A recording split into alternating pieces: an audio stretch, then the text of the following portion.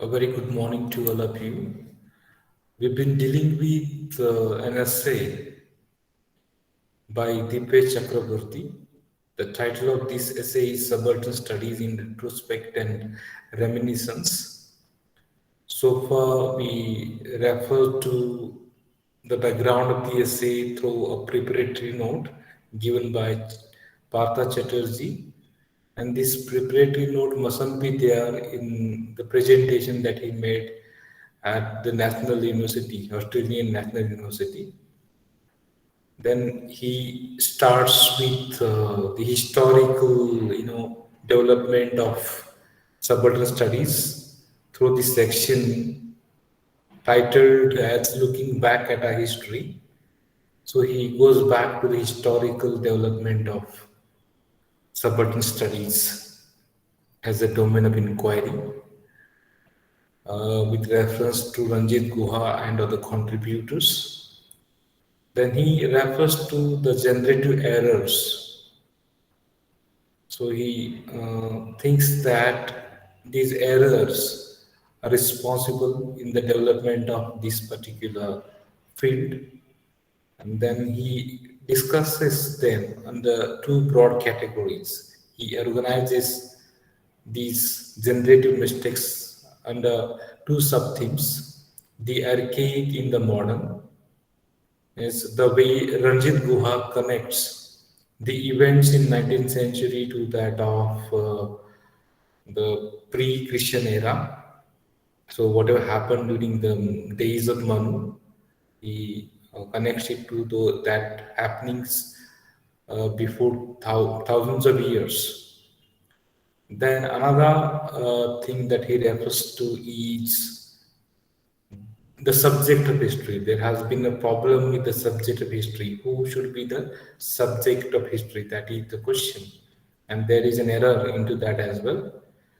And we understood how initially was a kind of surprise for this connection. Means regarding the connection of the current 19th century to the ancient period was a kind of surprise for even Dipesh Chakraborty initially, but later he understood structuralism as introduced by Ranjit Guha to him, and that made him understand how the archaic is present in the modern. He gives various examples to explain his point. The example of a lathe machine being carried in a bullock cart or in a push cart, which is very common. Then he talks about the mm, Puranic themes in our everyday life by the example of the buses, public vehicles in Calcutta, the pictures of saints and goddesses together is the mixture, and then he refers to certain other experiences and that he came across in Delhi, especially seeing a different world, in which he refers to a man on bicycle carrying the falcon, and he thinks that that is a kind of structuralism. Okay, means here structuralism works. The Mughal India could be seen in 20th century as well on the streets of New Delhi, especially in Chandni Chowk area and all that he refers to. And that is how he realizes that the ancient or the medieval is always present in the present. Okay, so I talked about T.S. Eliot's line is from the Westland, his famous poem. We refer to that as well. In this lecture, we shall refer to the subject of history, or particularly Indian history, is referring to here. The second sub theme of the generative errors that he's talking about. So he has categorized these errors under two categories, two sub-themes that he's referring to. There are, of course, many others, but he does not talk about them. He refers to these two sub-themes with reference to the archaic in the modern and the subject of history. Indian history especially. So many of us understand that subaltern studies began with the aim of making the subaltern the subjects of their own history. That was the intention, that was the aim. Subaltern people would be the subjects of their own history. So by subaltern in India, we understood the peasant class. But subaltern in general means of lower status, of second rank. So it comes from the military terminology. The officers of the lower rank or second rank are referred to as subaltern. Then in the social stratification as well, this kind of stratification takes place. The classification of people in terms in the name of their caste, their creed, their race, their languages, and other aspects takes place. So subaltern studies, the subject of subaltern studies are the subaltern people. Subject in quotation marks. He talks about this. Was tricky territory in the 1980s. It was not so easy to understand it.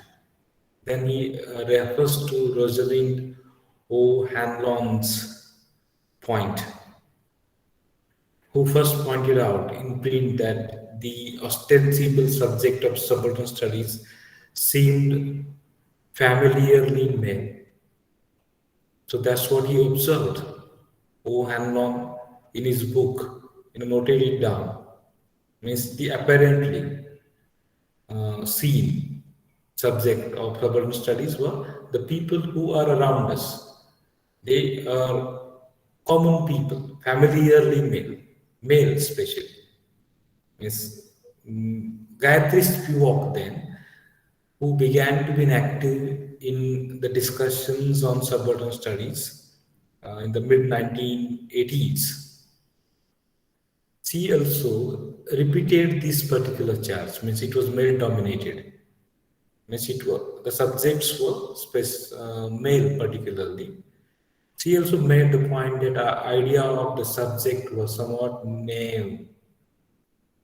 Naive means not of that what we call rational, lacking judgmental quality, lacking what we call maturity.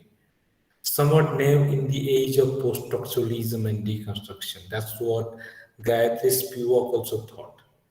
It wasn't rational as such.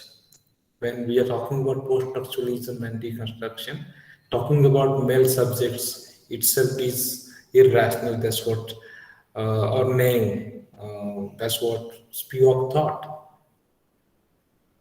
Then some of us have made some use of Foucault in the spirit of updating Marx. So some of the contributors to the field of subaltern studies were under the influence of Marx and especially Foucault, I mean to say, and they wanted to understand Marx through Foucault.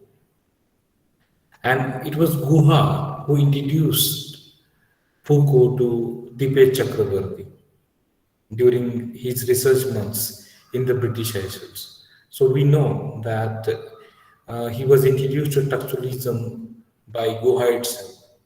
Now, during his research months in British Isles, he got introduced to Foucault. But they were not familiar with Derrida or Lacan or Deleuze or uh, Guattari or Bestel.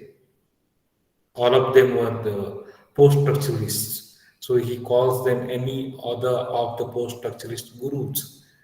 They were the gurus in a sense. Guru is the Sanskrit term to refer to the people who taught, who teach us. So they taught us post-structuralism or Derrida introduced deconstruction. So these people belonging to suburban study, they were basically historians.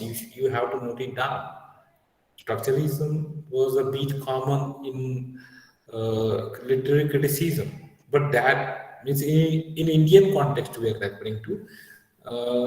These people were not introduced to the Indians, especially historians.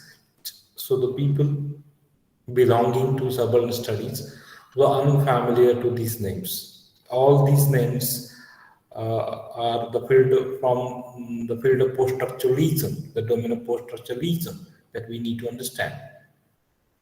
Then he shares one of his memories when he met Gohas in his office in the Coombs building at the Australian National University, ANU, one day in the early 1980s. So he remembers this particular event when Guha, pointing to a book on the top and unreachable part of his bookshelves, asked me. So I quote him. We have already dealt with this, but just I'm revising the things to establish the connection. Have you read that book? Unquote. So that was the question asked by Guha, pointing out to the book which was kept on at the top of the bookshelves, which was unreachable actually. You can see this is a bit metaphorical in my view. Okay, this is my interpretation. Derrida's grammatology was available originally in French language, and it was Gayatri Spivak Chakraborty or Gayatri Chakraborty Spivak translated this particular work into English. So he was referring to that book. So Derrida's grammatology was a bit unreachable to common audiences. Therefore, I feel that he's referring to that particular position of the book, pointing to a book on the top. Means then time it was very famous and even unreachable. Means this is my interpretation. So Spivak had translated. Guha and Spivak had already met in Calcutta, and but Deepesh Chakravarti had not met Spivak so far.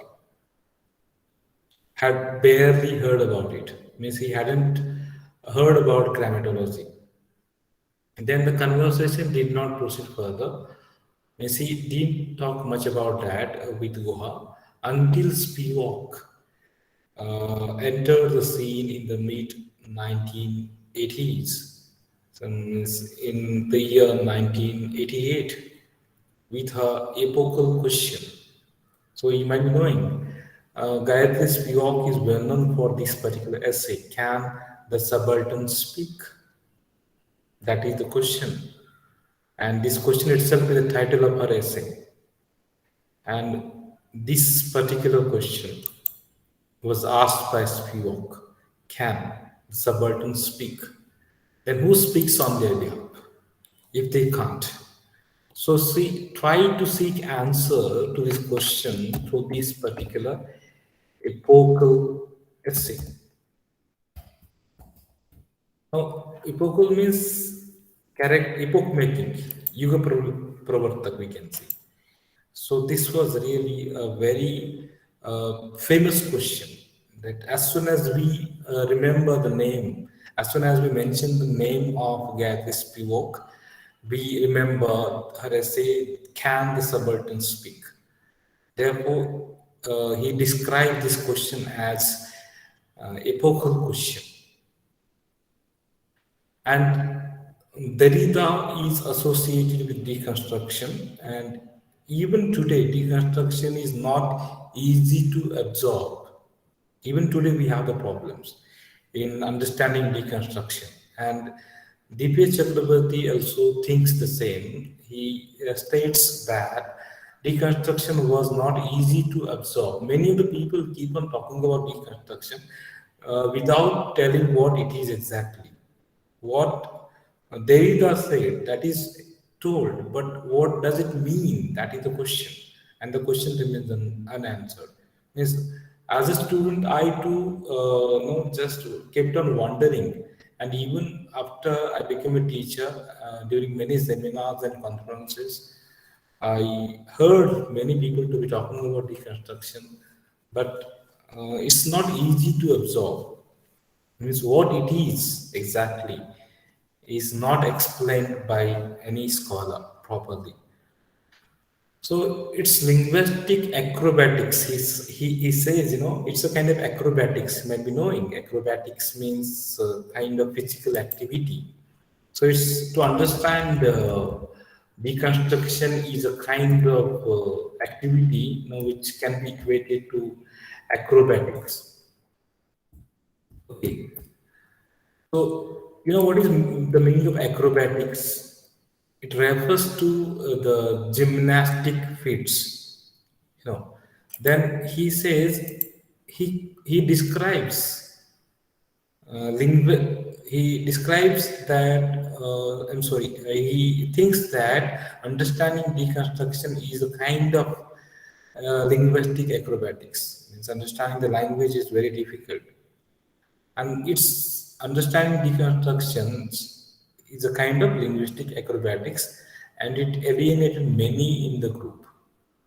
Many people from the subaltern group, subaltern studies group, were alienated. Means they couldn't understand what deconstruction is. Then he refers to David Hardiman, who wrote an important and critical essay once on these divisions amongst us. Means there was a division amongst the subaltern studies collective or group itself.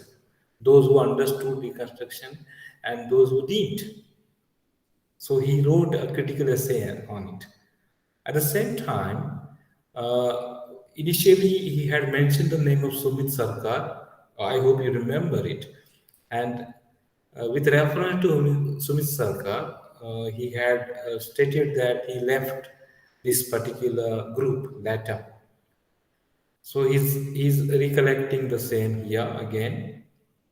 Sumit Sarkar, in his work of 1997, took his departure from this subaltern studies group. Means he left the group. He departed. Means he wrote a complaining essay in this year.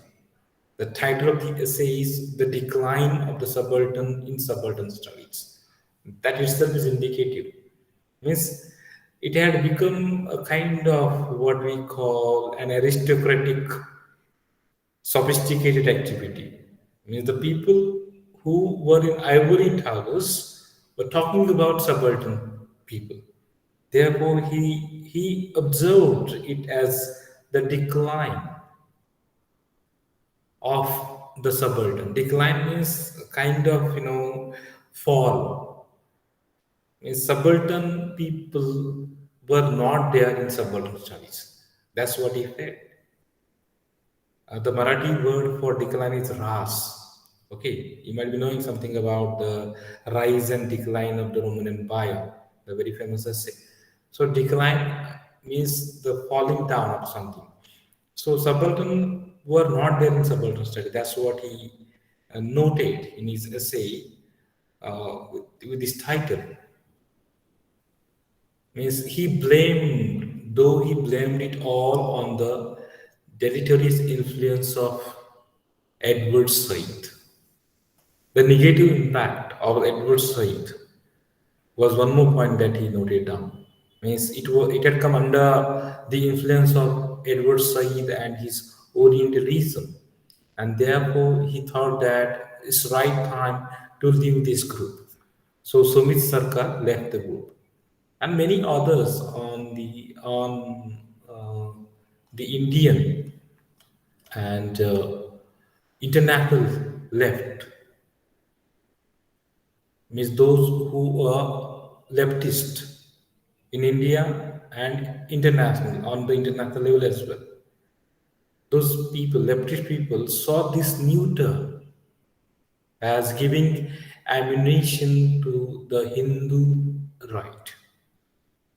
Those who were leftist, they started thinking that these people who have come under the influence of the Western ideology, Western thinking, and even under the influence of Edward Said and all, is a kind of term giving ammunition. Ammunition means a kind of support through armor and all to the Hindu right.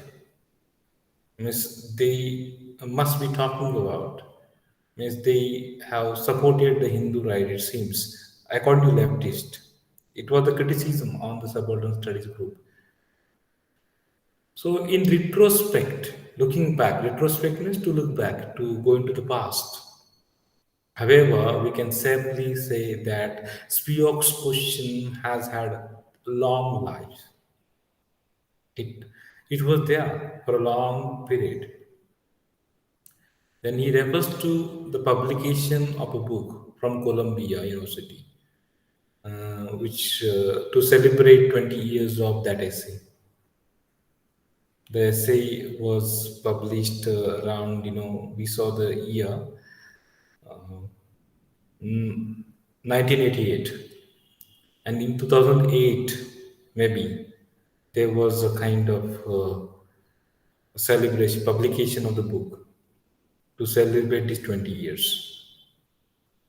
So again, he said that he's not sure that he was persuaded by the answer that Spivak gave to her question. Means he does not agree with Spivak's answer. Can the subaltern speak for the question? And the answer given by Spivak is not agreeable. He does not agree with her answer. What is the answer? One has to remember that Spivak's answer itself has been a moving target for critics. Her answer itself has become a kind of matter of criticism for critics. As critics started criticizing her, she became the target because she has continued to revise and rewrite that essay. But there is no doubt that whatever her errors, so he is referring to the generative errors related to the archaic in the modern and subject of Indian history, or who should be the subjects. So she has answered. She has continued to revise and rewrite that essay, but there is no doubt that whatever her errors they were, in my sense, generative. So by generative, we mean the ability of language to generate innumerable structures by using finite number of rules. So we know in transformational generative grammar, Chomsky has claimed that the language is the ability to create innumerable number of structures by using limited structures. So we understand it in the context of deep structure and surface structure. So he thinks that her errors, in my sense, in my understanding, were generated because they were motivated by a question we cannot escape. Means whatever errors for which Gayatri Spivak is being criticized or was being criticized cannot help us escape from the reality. That means we cannot escape, he says. In whose voice does the subaltern speak? That is the question. Who speak on behalf of the subaltern? Means, are the subjects of Indian history? Do they speak? Can the subaltern speak? So he again quotes, remembers, or he refers to Derrida here, as Derrida once famously said, "Voice is no guarantor of presence." So this is the deconstruction theory. Voice is no guarantor of presence. Means if you hear some voice, that doesn't mean that the person is present over there. Uh, Derrida had, on his grammatology, in an essay, what we call the science structure in play, he says that the center is not at the center at all. Okay, there is no center as such. So they talk about the multiplicity meaning. There is no one meaning as such. So voice is no guarantor of presence. So whose voice does the subaltern speak? That is the question, and we cannot escape from this particular question. And he refers to Sumit Sarkar. He refers to what I said, this criticism by Rosalind O'Halloran. Even Gayatri Spivak herself criticized the subaltern group for being named and all. And we understood the means what Sumit Sarkar said about this particular movement. He left the movement criticizing that this is no more a subaltern movement at all. And even Hardiman also criticized at this particular moment. So this is how we can understand how subaltern studies came under the criticism of the scholars. And even the question asked by or raised by Gathis Pio also has the meaning. Means can the subaltern speak? That's the question. Whose voice is it? Is it the voice of the subalterns or somebody else? Who speaks on behalf of the subalterns? So you know it very well. Means the perception of the attitude, the emotions of the writer or the reader has a vital role to play in understanding in the interpretation process of the text. So we have to understand from that perspective. So here I end my discussion on this particular section. In the next part of our discussion, we shall be talking about the section agency of the crowd.